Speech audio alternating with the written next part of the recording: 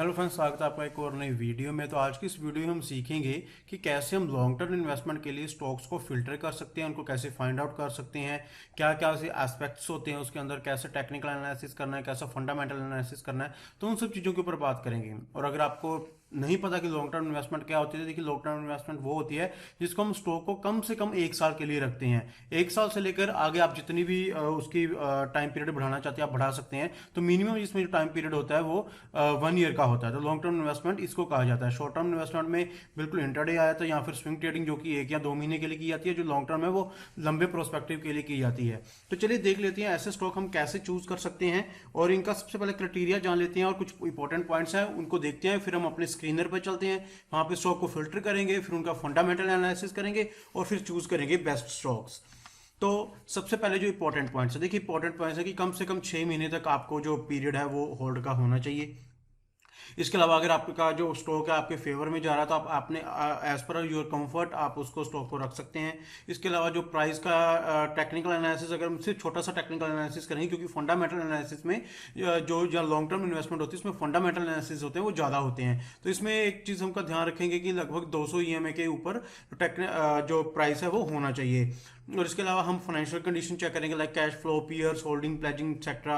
और भी काफ़ी सारे फिल्टर्स होंगे, इन सभी को अप्लाई करेंगे। इसके अलावा हम दोनों टेक्निकल एनालिसिस और फाइनेंशियल एनालिसिस दोनों करेंगे, लेकिन हमारा जो ज़्यादा फोकस होगा वो फाइनेंशियल एनालिसिस के ऊपर होगा। और हम इससे क्या करेंगे, हम बेस्ट जो लॉन्ग टर्म इन्वेस्टमेंट है स्टॉक्स हैं उनको ढूंढेंगे फिल्टर करने के बाद। जो स्क्रीनर है बिल्कुल फ्री है, आप उसको सेव कर लीजिए और आपकी लाइफ टाइम फ्री जो आपका वो स्क्रीनर है वो हमेशा के लिए चलता रहेगा। और क्राइटेरिया क्या है इसको सिलेक्ट करने का, देखिए सबसे पहले लोअर अपर सर्किट में जो स्टॉक्स है वो नहीं होनी चाहिए। हालांकि हम जो फिल्टर लगाएंगे उसमें ऐसा कोई स्टॉक आएगा भी नहीं। और इसके अलावा जो मार्केट कैप है एटलीस्ट 1,000 से 2,000 तक की होनी चाहिए। प्रमोटर होल्डिंग कम से कम 45 से 50% की होनी चाहिए। प्लेजिंग शेयर हम नहीं अवॉइड करेंगे, हम एक आधा परसेंट अवॉइड कर सकते हैं, लेकिन हमें प्रॉपरली यही चाहिए कि जो प्लेजिंग है शेयर्स की वो बिल्कुल भी ना हो। और इसके अलावा चलिए चलते हैं हम अपने स्क्रीनर पर, वहां पर जाकर एक क्राइटेरिया को अप्लाई करते हैं और देखते हैं हमारे पास कौन से स्टॉक आते हैं, फिर उनका करते हैं हम फंडामेंटल एनालिसिस। तो दोस्तों सबसे पहले आपने क्या करना है, आपने अपने ब्राउजर पे आ जाना है, वहां पर आपने टिकटटेप.in को प्रेस कर देना है। टिकटटेप.in के बाद आपके पास ये वेबसाइट खुल जाएगी। इस वेबसाइट के बाद आपने टिकटटेप पे जाना है और उसके बाद आपने क्लिक करना है स्टॉक स्क्रीनर पे। तो स्टॉक स्क्रीनर पे जब आप जाएंगे तो यहाँ पर आपको सबसे पहले क्या चीज़ देखनी है, आपने स्टॉक यूनिवर्स देखना है। यहाँ पर आपको आप जिसमें भी आप सेलेक्ट करना चाहते हैं, कौन से निफ्टी 50 में या निफ्टी 500, निफ्टी 100 में अगर आप स्टॉक है वो चूज़ करना चाहते हैं तो यहाँ पर आप उसको क्लिक कर सकते हैं। तो फिलहाल हम स्टॉक यूनिवर्स में ही देखेंगे, यानी कि हम पूरी 4533 कंपनीज में सारा कुछ देखने वाले हैं। सेक्टर आप अपनी मर्जी से चूज़ कर सकते हैं। अगर आपको ओवरऑल चाहिए तो आपको यहाँ पे कुछ भी चूज़ करने की जरूरत नहीं है। मार्केट कैप है वो कम से कम हमें 2,000 करोड़ की चाहिए। 2,000 करोड़ से नीचे की जो होती है वो पेनी स्टॉक्स में आते हैं, जिनकी जो इन्वेस्टमेंट है वो काफ़ी बढ़िया नहीं रहती है। तो ये हमारे पास आ गई मार्केट कैप। क्लोज प्राइस का हमें जरूरत नहीं है। पी रेशो क्या होती है, पी रेशो कैसी है, जहां पर आपको ये पता लगेगा कि आपका जो प्राइस है स्टॉक का वो कितना सस्ते में मिल रहा है। तो इसके लिए हमें क्या चाहिए, हमें जो पी रेशो कभी भी माइनस में नहीं चाहिए होगी, हम इसको पॉजिटिव में रखेंगे। तो हम इसको जीरो कर देते हैं। जीरो से लेकर हाई कितनी भी हो सकती है, लेकिन हमें पी रेशो जीरो चाहिए। ठीक है, आपके पास क्या हुआ, आपने स्टॉक यूनिवर्स प्रॉपर रख लिए, यानी कि आपने किसी के ऊपर सेलेक्ट नहीं किया, सेक्टर भी आपने सेलेक्ट नहीं किया। इन दोनों में से अगर आप चूज करना चाहते हो अपना चूज कर सकते हैं। मार्केट कैप हमें कम से कम 2,000 करोड़ चाहिए, पी रेशो हमें पॉजिटिव में चाहिए, यानी कि हम जीरो से स्टार्ट कर सकते हैं। अब इसके अलावा हम इसके अंदर एक दो फिल्टर्स और ऐड करेंगे। सबसे पहले हम इसमें ऐड करेंगे, सबसे हमें ओनरशिप में जाना है और यहाँ पे हमें करना है प्लेज। प्लेज प्रमोटर होल्डिंग कितनी है, ठीक है, एक तो प्लेज प्रमोटर होल्डिंग और एक होगी हमारी प्रमोटर होल्डिंग कितनी है, ये आ गई प्रमोटर होल्डिंग ये। ठीक है, आपको इन दोनों फिल्टर्स को कर देना। तो सबसे पहले प्रमोटर प्लेज क्या है, प्रमोटर प्लेज हमें जीरो चाहिए। क्यों, यहाँ पर हो सकता है आपकी माइनस में हो। हमें हमेशा जो प्रमोटर प्लेजिंग है, या प्लेजिंग क्या होता है, देखिए प्लेजिंग वो होती है कि मान लीजिए कंपनी के जो शेयर्स हैं उसको गिरवी रखना। प्लेजिंग का मतलब था गिरवी रखना। तो हो सकता है कंपनी ने अपने सारे के सारे स्टॉक्स को गिरवी रखे हों, या फिर 5% 10% वो स्टॉक है गिरवी रखे हों। अगर वो स्टॉक गिरवी रखे हैं तो इट मीन्स इन्होंने उनके ऊपर लोन ले रखा है। तो अगर कल को वो कंपनी पे नहीं कर पाती तो जो इनके शेयर्स हैं उनके ऊपर प्लेजिंग हो जाएगी। तो इसलिए हमें पूरा ये चाहिए कि जो स्टॉक्स हैं वो लगभग जीरो से ही हों। ठीक है, तो यहाँ पर हमें जीरो रखना है, हाई कुछ भी हो सकता है। इसके अलावा प्रमोटर होल्डिंग कम से कम हम 50% का क्राइटेरिया रखेंगे कि हमें 50% से अबव ही जो क्राइटेरिया है वो चाहिए। अब देखिए हमारे पास ये सभी फिल्टर लगे हैं। अभी यहाँ पर हम एक और फिल्टर ऐड करेंगे और जिसके लिए हमारे पास क्या करना पड़ेगा, हमें यहाँ पर एक टाइप करेंगे। अभी यहाँ पर हम, वैसे वो किसी में भी आ जाएगा परसेंटेज करके, हमें यहाँ पर क्लिक करना है percentage price above 1 year SMA। ठीक है, यहां पर क्लिक कर देना। इसका क्या मतलब है कि जो प्राइस है 1 ईयर SMA के ऊपर होना चाहिए, माइनस में नहीं होना चाहिए। हमारे पास ये एटलीस्ट 0 होना चाहिए, माइनस में नहीं चाहिए। इसका मतलब क्या है कि पिछले साल की अगर हम सिंपल मूविंग एवरेज देखें एक साल की, तो एक साल से जो प्राइस है वो अबव होना चाहिए, नेगेटिव में नहीं होना चाहिए, क्योंकि जितना ज्यादा पॉजिटिव होगा उतना जो स्टॉक है हमारे लिए जो उसमें एनालिसिस करना काफी आसान रहेगा। ठीक है, तो ये भी हमने एक और फिल्टर लगा दिया। तो ये सभी जो फिल्टर है अब हमारे पास लग चुके हैं। अब इसका हम इवेल्युएशन करेंगे कि ये स्टॉक्स कैसे काम करते हैं। अब देखिए हमारे पास 284 जो स्टॉक्स हैं वो आ गए हैं। ठीक है, यहाँ पर हमने अपने सिस्टम लगा दिया, यहाँ पर हमारा स्टॉक आ गया। यहाँ पर आप किसी भी तरीके से स्टॉक को फाइंड आउट कर सकते हैं। एग्जांपल के तौर पे आपको इसमें से कौन सा क्राइटेरिया सबसे ज्यादा पसंद है। एग्जांपल के तौर पे आपको प्लेजिंग होल्डिंग सबसे ज्यादा पसंद है, आप क्या करेंगे, आप सबसे ज्यादा इस पे क्लिक करेंगे। ठीक है, तो यहाँ पर क्या ये जितनी भी स्टॉक्स हैं यहाँ पे 0 है, तो आप इनमें से कोई स्टॉक चूज कर सकते हैं। अदरवाइज आपको ये चाहिए कि जो प्राइस है वो 1 ईयर SMA के ऊपर है, जितना वो कम होगा उतना बढ़िया रहेगा। फाइन ऑर्गेनिक में आ जाएगा, या फिर KNR, काफी सारी कंपनीज आ जाती हैं। या फिर आपको पी चाहिए कि पी रेशो है वो सबसे कम हो, तो वो आपके पास ये आ जाएंगी, ये स्टॉक्स आ जाएंगे। तो चलिए अब इसमें देख लेते हैं हम इनको एनालाइज, पहले फंडामेंटल एनालिसिस कैसे करेंगे। देखिए आपके पास एक फिल्टर करके अच्छे वाले स्टॉक्स आ गए। अब इनको हमने देखना है कि ये स्टॉक का को जो फाइनेंशियल एनालिसिस है वो कैसे है और इसको हम लॉन्ग टर्म इन्वेस्टमेंट के लिए कैसे रख सकते हैं। तो सिंपल, आपको किसी भी स्टॉक के ऊपर क्लिक कर देना, आपका जो मनपसंद स्टॉक हो। तो चलिए हम पहले से स्टार्ट कर लेते हैं। हिंदुजा ग्लोबल सॉल्यूशन है, हम इसके ऊपर क्लिक करेंगे। इसके ऊपर क्लिक करने के बाद हम यहाँ पर जाएंगे, इस यहाँ पर ये जो आपको टिक मार्क दिख रहा है यहाँ पे आप क्लिक करेंगे। जब आप क्लिक करेंगे तो आपके पास जो स्टॉक है काफी आ जाएगा। सबसे पहले आपको इसका स्कोर कार्ड देखना है। स्कोर कार्ड में क्या है, देखिए परफॉर्मेंस की एवरेज है, ठीक है। वैल्यूएशन थोड़ी हाई लग रही है इनको, ओके। ग्रोथ हाई है, अच्छी बात है। प्रॉफिटेबिलिटी है, अच्छी बात है। एंट्री पॉइंट एवरेज है, यानी कि इतना ओवरबोर्ड भी नहीं है कि आप इसको बाय ना कर सकते, तो आप इसको एक पोजीशन बना सकते हैं। सबसे पहले ये 5 एस्पेक्ट्स होते हैं, इस 5 में से अगर आपके पास 3 भी हैं तो आप इसका जो इन्वेस्टमेंट पर्पज के लिए इसको बाय कर सकते हैं। लेकिन इसके साथ और भी कंडीशन है, वो कंडीशन को भी अब हम देखते हैं। अब यहाँ पर हमें फोरकास्ट के ऊपर जाने की जरूरत नहीं, हम चलेंगे सीधा फाइनेंशियल्स में।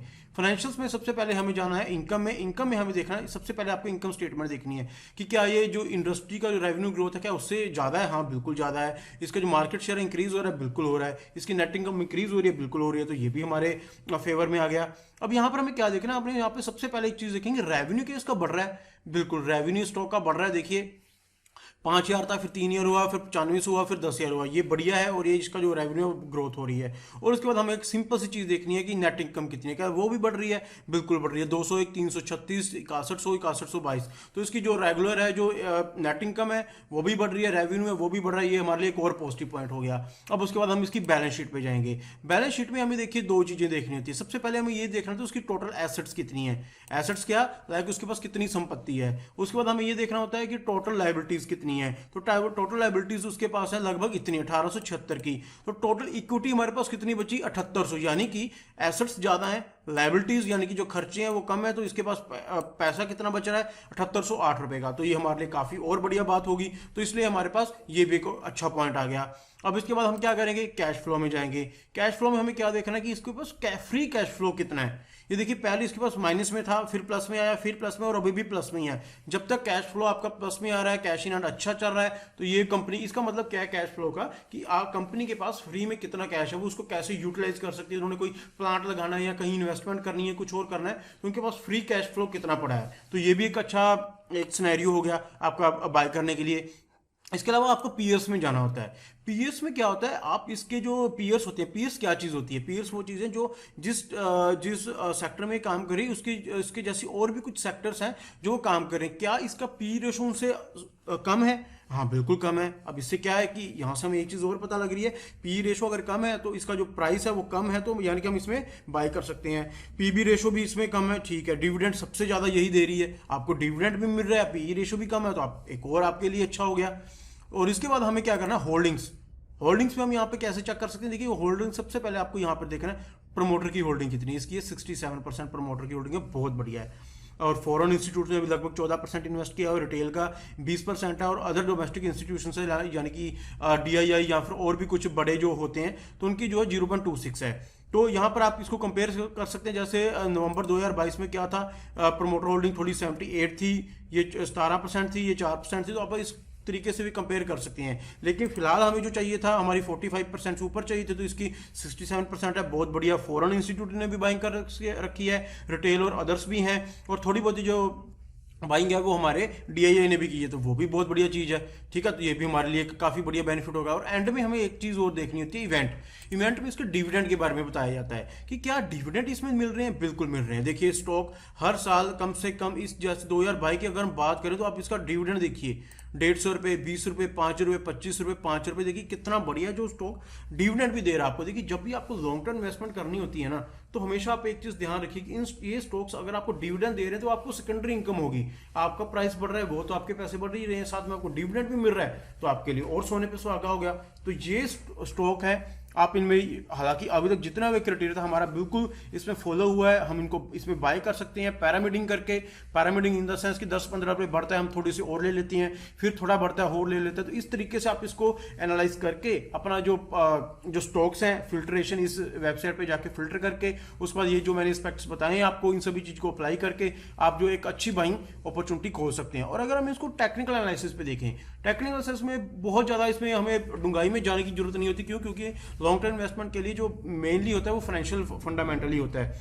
लेकिन फिर भी हम हिंदुजा ग्लोबल को एक बार अपने चार्ट पे सर्च कर लेते हैं। तो यहाँ पर अभी हम अपने चार्ट पे जाएंगे और यहाँ पर देखते हैं कि हम ये कैसे करेंगे। तो यहाँ पर हम सर्च करते हैं हिंदुजा, और यहाँ पर हिंदुजा ग्लोबल सोल्यूशन। ठीक है, और यहाँ पर आपका जो टाइम फ्रेम होना चाहिए कम से कम 1 वीक या फिर 1 मंथ का होना चाहिए। 1 वीक के ऊपर आगे, ठीक है, 1 वीक के ऊपर यहाँ पर आप देख सकते हैं कि ये कैसा परफॉर्म कर रहा है। और यहाँ पर आप एक ईएमए लगा सकते हैं। मैं देख लेता हूँ, ये 5 की नहीं, हमें यहाँ पे कम से कम 200 की ईएमए चाहिए, और ये हमने कर दिया ओके। ठीक है, और इसको हम अनहाइड कर देंगे। ये हमारे पास कम से कम 200 की जो ईएमए है वो आ गई। तो यहाँ से हमें एक चीज़ तो पता लग रही है कि जो स्टॉक है ये 200 ईएमए से ऊपर है और काफ़ी अच्छा चल रहा है। अगर हम देखें तो ये स्टॉक्स बिल्कुल 200 ईएमए के पास काम कर रहा था, लेकिन उसके बाद इसमें काफ़ी अच्छी बाइंग आई, फिर दोबारा इसने स्पॉट ली और यहाँ से फिर ऊपर की तरफ जा रहा है। तो अभी हम क्या कर सकते हैं, सिंपल, हमें यहाँ पे अपना सपोर्ट एंड रेजिस्टेंस ड्रॉ कर सकते हैं कि कौन से लेवल के बाद ये नीचे आ सकता है, कौन से लेवल के पास ऊपर जा सकता है। लेकिन अगर हमें यहाँ पे अगर एज एन एग्जांपल देखें, तो अगर हम यहाँ पे बाइंग करेंगे तो यहाँ पर एक चीज़ आपको शो हो रही है कि यहाँ पर एक ये अभी रेंज बना रहा है। ठीक है, तो ये रेंज टूटेगी तो हम इसमें बाइंग कर सकते हैं, लेकिन आपको बिल्कुल सिक्योरली चलना है तो आप सिंपली इसके इस लेवल के ऊपर बाइंग कर सकते हैं, 1447 के ऊपर, या फिर 1400, मोटा मोटा 1450 या 70 के ऊपर बाइंग करके आप एक अच्छे टारगेट के लिए मूव कर सकते हैं। तो आपको ऐसे एनालाइज कर लेना है स्टॉक को। ठीक है, आप ऐसे एनालाइज कीजिए स्टॉक को।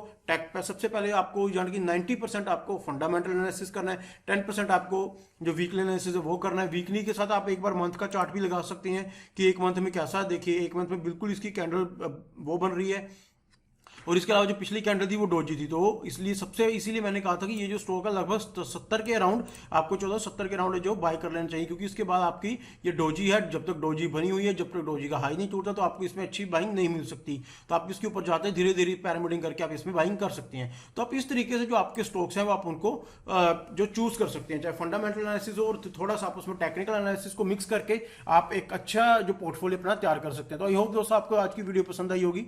अगर आपको आज की वीडियो पसंद आई है तो मेरे चैनल को सब्सक्राइब कर लीजिए, वीडियोस को कमेंट, लाइक, शेयर जरूर किया कीजिए। इससे मुझे मोटिवेशन मिलता रहता है और साथ में मैं आपके लिए और भी अच्छी अच्छी वीडियोस लेकर आता रहता हूं। तो चलिए दोस्तों, मिलते हैं हम अगली वीडियो में।